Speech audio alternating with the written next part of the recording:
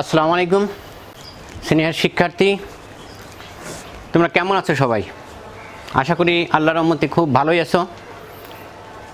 পবিত্র ঈদুল আজহার পর আজকে আমার প্রথম ক্লাসে সবাইকে আমি স্বাগত জানাচ্ছি। আজকের দরদি হাই স্কুল অনলাইন ক্লাসের রুটিন অনুযায়ী নবম এবং দশম শ্রেণীর ট্যাগ কোশ্চেন নিয়ে কথা বলবো আমি। তোমরা নিশ্চয়ই জানো তোমাদের যে সিলেবাস আছে, সিলেবাসের 9 নম্বর একটা কোশ্চেন থাকে, যে কোশ্চেনে থাকে ট্যাগ কোশ্চেন। তাহলে আমরা এই ট্যাগ কোশ্চেন নিয়েই আজকের আলোচনায় যাব। ট্যাগ আসলে কি? ট্যাগ কথাটার অর্থ হলো জুড়ন, জুড়ে দেওয়া। তা ট্যাগ কোশ্চেন অর্থাৎ জুড়ে দেওয়া প্রশ্ন, কোনো একটা কথার সঙ্গে একটা প্রশ্ন জুড়ে দেওয়া, সেটাই হলো ট্যাগ। সুতরাং ট্যাগ কোশ্চেন হলো জুড়ে দেওয়া প্রশ্ন।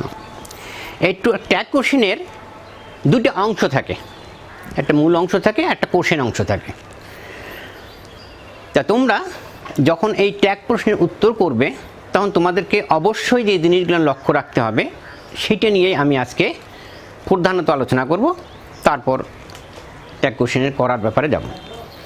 প্রথমত তোমাদের চিন্তা করতে হবে, তোমাদের মাথায় রাখতে হবে ট্যাগ কোশ্চেনের রুল যেটা, সেটা হলো কি, তোমার প্রদত্ত যে অংশটুকু থাকে সেই অংশটুকু যদি হ্যাঁ বোধক থাকে তাহলে তোমার প্রশ্নটা হবে না বোধক, আর প্রদত্ত অংশটুকু যদি তোমার না বোধক থাকে তাহলে ট্যাগ কোশ্চেনটা হবে হ্যাঁ বোধক। আশা করি বুঝে গেছে। প্রশ্নর মধ্যে যে অংশটুকু দেওয়া থাকবে সেইটা অর্থাৎ মূল অংশটা যদি হ্যাঁ থাকে তা আমার প্রশ্ন হবে না, আর যদি প্রদত্ত অংশ না থাকে তাহলে প্রশ্ন হবে হ্যাঁ। আশা করি বোঝা গেছে।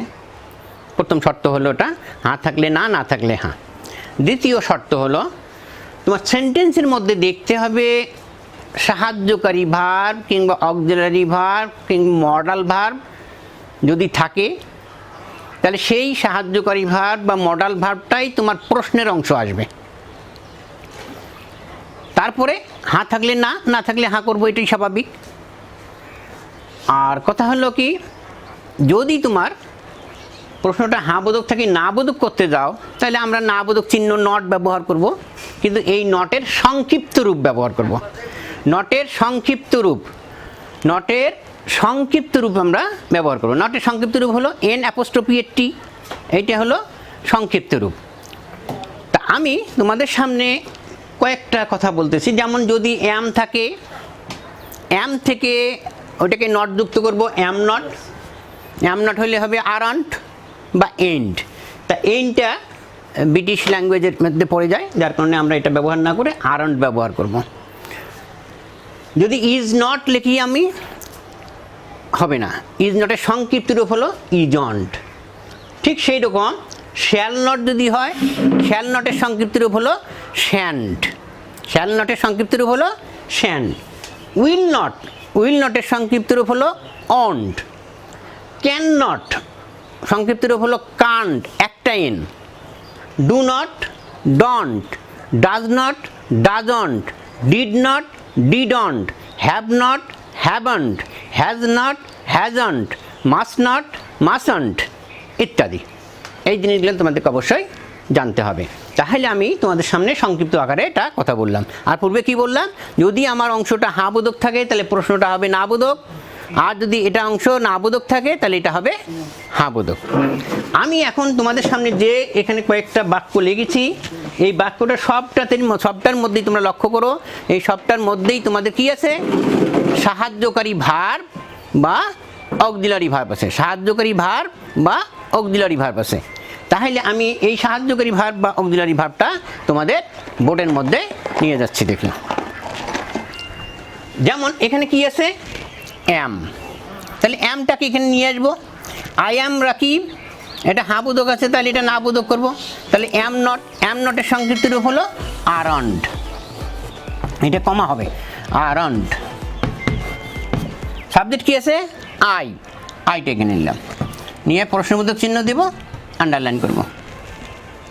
ঠিক অনুরূপভাবে এখানে তোমার সাহায্যকারী ভার্ব কি আছে, ইজ। হ্যাঁ বোধক আছে, তাহলে ইজ নট, ইজন্ট। হিটা হবে কি, এখানে হি আসলো। দে আর হ্যাপি, আর আছে, আরটা কি হয়ে যাবে, aren't, aren't they.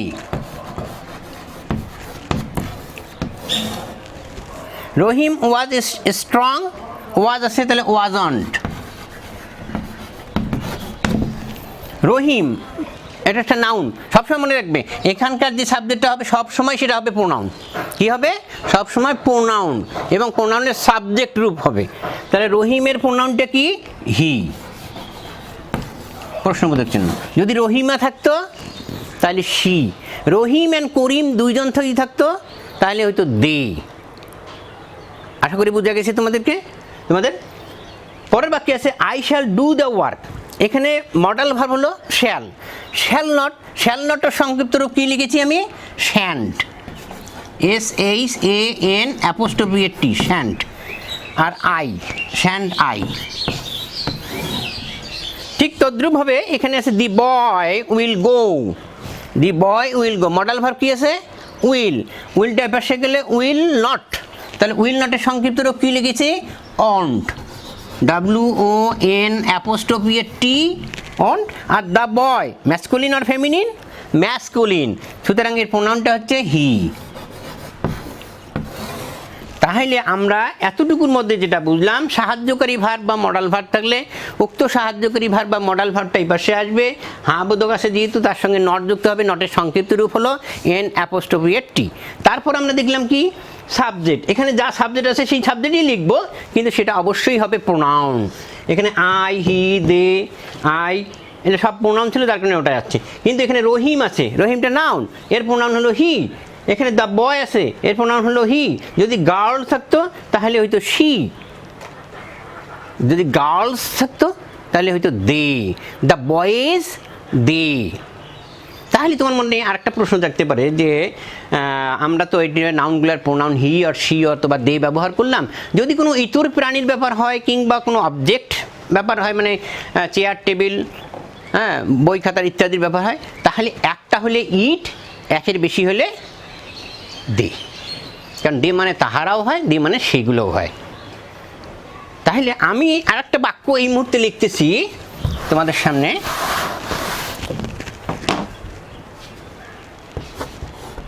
The cat is running, তাহলে ইজ আসলো, একটা হ্যাঁ বোধক আছে, না বোধক, ইজন্ট, দ্য ক্যাট ইট, তাহলে ইজন্ট ইট। কিন্তু যদি এটা ক্যাটস হইতো, দ্য ক্যাটস আর রানিং, তখন কিন্তু আর আছে, যেহেতু আর আসতো এখানে আরন্ট, ক্যাটস আছে বলে এখানে কি আসতো, দে, আরন্ট দে। আশা করি বোঝানো গিয়েছে কি জিনিসটা। তারপরেও কিছু কিছু বাক্য শব্দ আছে যে শব্দগুলো আমরা হি অর শি ব্যবহার করতে পারি। যেমন আমি হয়তো লিখলাম বাংলাদেশ,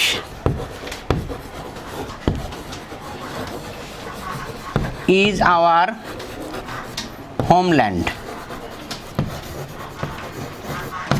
তাহলে এখানে ইজ আছে, ইজ গেল, নট, ইজন্ট, বাংলাদেশ। বাংলাদেশ তুমি ইট লিখতে পারো, শিও লিখতে পারো। কেন প্রশ্ন, বাংলাদেশ একটা দেশ, যত দেশ আছে দেশকে মায়ের সঙ্গে তুলনা করা হয়, সুতরাং দেশ মাতৃকার জন্য কথা বলা হয়েছে মা, যার কারণে এখানে শি ব্যবহার করা হয়েছে। আবার আমরা যেহেতু এটা পুরুষ মহিলা কিছুই না, যার কারণে ইটও ব্যবহার করতে পারি। ঠিক সেই রকম the cow is a 4-footed animal, এখানে দি কাউটাতে তুমি ইট ব্যবহার করবে, কিন্তু যদি থাকে the cow gives us milk, তাহলে নিঃসন্দেহে তুমি শি ব্যবহার করতে পারো, কারণ মিল্ক দিচ্ছে, দুধ দিচ্ছে, তাহলে গাভী ওটা। দি কাউ বলতে গরু, সব গরুকেই বুঝাচ্ছে না, শুধু গাভীকে বুঝাচ্ছে। এই হলো যদি সাহায্যকারী ভার্ব থাকে, সেই সাহায্যকারী ভার্বটা ওই পাশে যাবে। হ্যাঁ বোধক থাকলে না বোধক হবে, না বোধক থাকলে হবে। আচ্ছা, এখন তাহলে না বোধক দিয়ে আমরা যদি করি একটা, তাহলে কি দাঁড়াচ্ছে, যেমন মনে করো দ্য গার্ল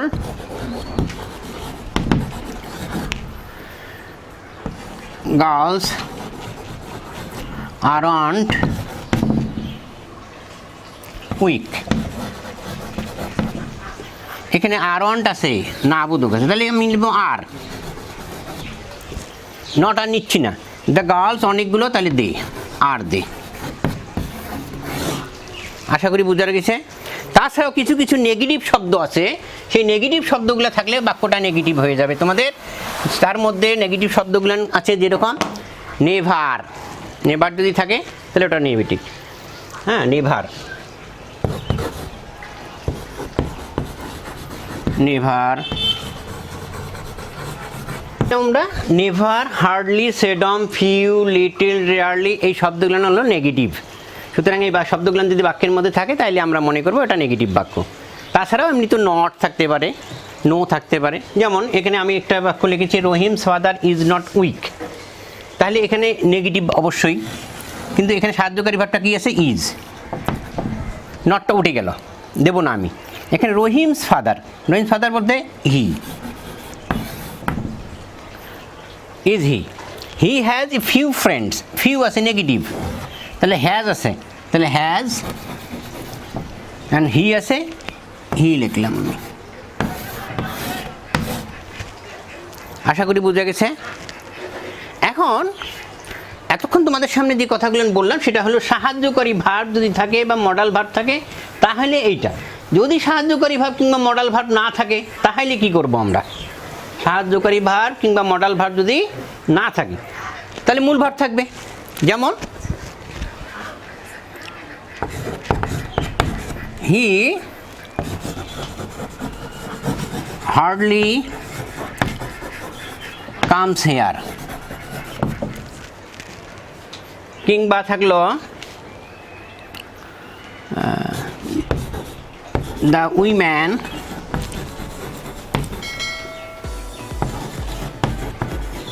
goes to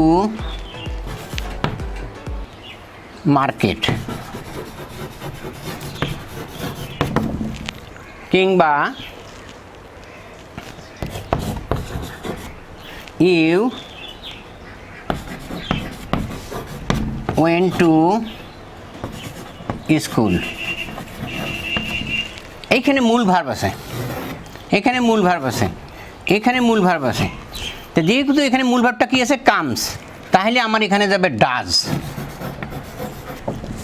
এখানে হার্ডলি আছে, এটা না বোধক, সুতরাং এটা ওখানে নট হচ্ছে না, হিটা এই পাশে যাচ্ছে, ডাজ হি। ডাজন্ট হি হলো না এখানে, কারণ এখানে হার্ডলি আছে। পাশাপাশি এখানে দেখো গোজ আছে, তা প্রেজেন্ট টেন্স, প্রেজেন্ট টেন্স হলে ডু অথবা ডাজ, এখানে ডাজ যাচ্ছে, ডাজ। এটা আছে হ্যাঁ বোধক, যার কারণে এখানে নট হচ্ছে, নটের সংক্ষিপ্ত রূপ ডাজন্ট। উইম্যান অর্থাৎ মহিলা, তাই শি, ডাজন্ট শি। ঠিক অনুরূপভাবে ইউ ওয়েন্ট টু স্কুল, এখানে ভাবটা হলো ওয়েন্ট। কোন tense? Past tense. Past tense হলে হবে ডিড। এটা হ্যাঁ বোধক আছে না বোধক, ডিড অন। সাবজেক্ট হলো ইউ, তাই ইউ এর প্রোনাউন তো ইউই, ইউটা তো প্রোনাউনই আছে, তাহলে ডিড অন্ট ইউ। তাহলে আমরা এখানে দেখলাম কি, যদি সাহায্যকারী ভার্ব বা মডেল ভার্ব না থাকে, মূল ভার্ব থাকে, তাহলে টেন্স অনুযায়ী এখানে ডু, ডাজ, ডিড যাবে। অর্থাৎ প্রেজেন্ট হলে ডু অথবা ডাজ, আর পাস্ট হলে ডিড। তারপরে ওই হাত থাকলে না, না থাকলে হাত তো আসবেই, এটা স্বাভাবিকভাবেই। এবং সাবজেক্টটা অবশ্যই প্রোনাউন হবে, এখানে নাউন থাক আর প্রোনাউনই থাক, এই সাবজেক্ট অবশ্যই প্রোনাউন হবে।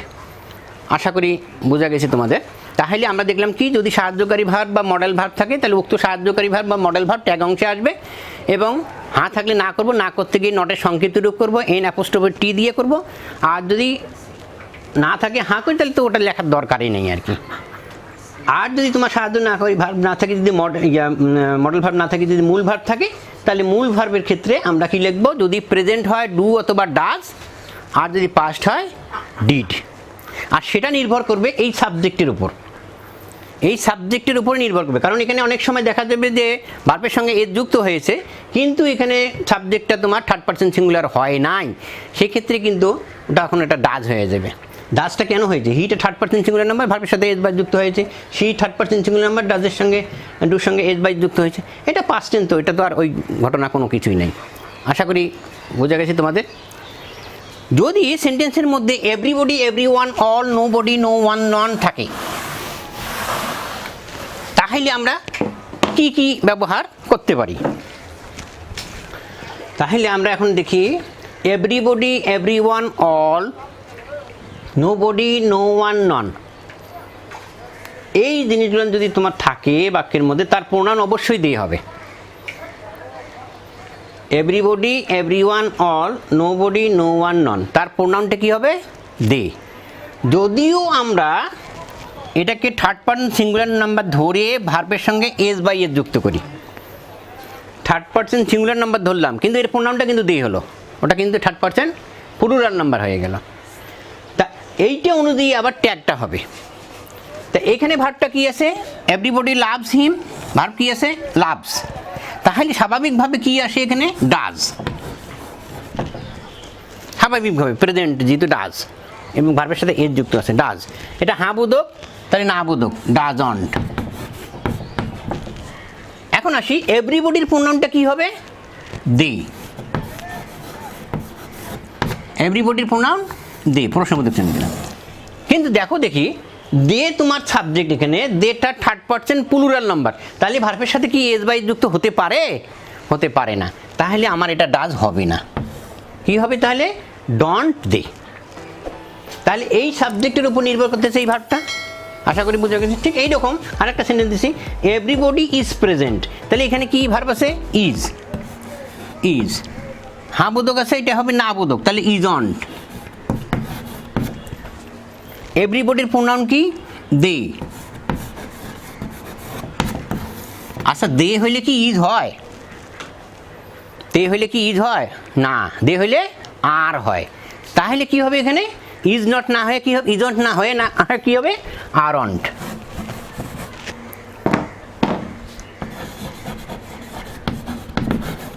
আরন্ট দে। আশা করি বোঝা গেছে। নোবডি হেটস হিম, এখানে ভার্ব কি আছে? হেটস, তাহলে ডাজ দেওয়া লাগে। না বোধক আছে, তাহলে এখানে হ্যাঁ বোধক হবে, তাহলে নট হবে না, ডাজ। নো বডির প্রোনাউন হলো দে, দে হলে তো আবার ডাজ হয় না, তাহলে কি হবে এটা? Do they. Do they. এটা তো আলোচনা করলাম। তাহলে everybody, everyone, all, nobody, no one, none হলে প্রোনাউনটা হবে দে, আর দে অনুযায়ী তোমাদের ভার্বটা হবে। এই জিনিসটা খেয়াল রাখতে হবে। এখানে আরেকটা লিখেছি এভরিথিং। এভরিথিং কিংবা নাথিং যদি থাকে তার প্রোনাউন কিন্তু ইট। এভরিথিং অথবা নাথিং যদি থাকে তার প্রোনাউন হলো ইট, খেয়াল থাকবে। তাহলে এটা কি হবে আমাদের? Everything is clear, isn't it. অবশ্যই এই জিনিসগুলো খেয়াল রাখতে হবে। কোনো কারণে যদি একটা সেন্টেন্সের মধ্যে থাকে Rahim's mother,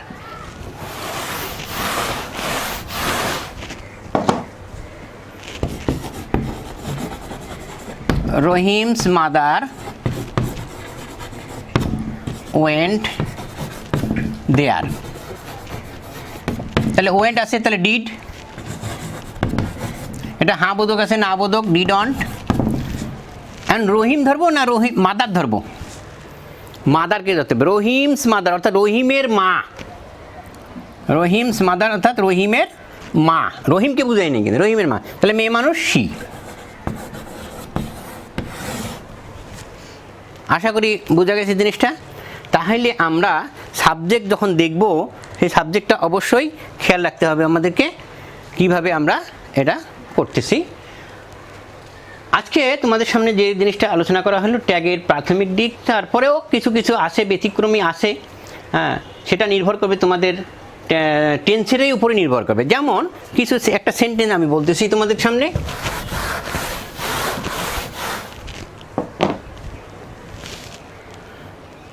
I as well as my friends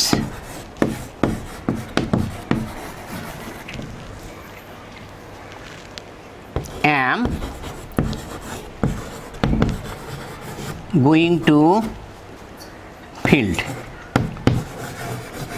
দেখেন এখানে I as well as my friends, তাহলে তো অনেকগুলো হয়, আমি এবং আমার বন্ধুরা, তাহলে am কেন হলো?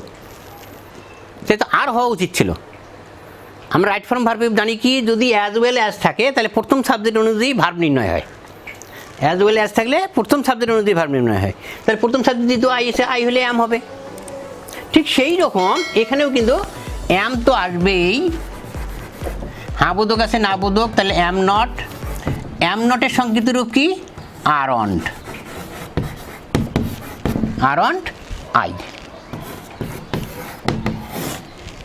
আবার এই বাক্যটা যদি এরকম হইতো,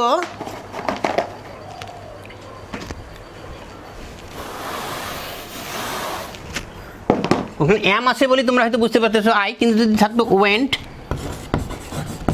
দেয়ার, ওয়েন্টটা পাস্ট টেন্স, তাহলে ডিড, ডিডন্ট আই। আশা করি বুঝা গেছে জিনিসটা। তাহলে আমরা কি বুঝলাম এখানে, আই অ্যাজ ওয়েল অ্যাজ থাকলো কিংবা উইথ অ্যালং থাকলো, যেটাই থাকুক না কেন সেইটা অনুযায়ী কিন্তু আমার ভার্ব নির্ণয় হবে, সেইটাই কিন্তু তোমার এখানে ট্যাগের মধ্যেও চলে আসবে। আর একটা জিনিস, যেমন দ্য মাদার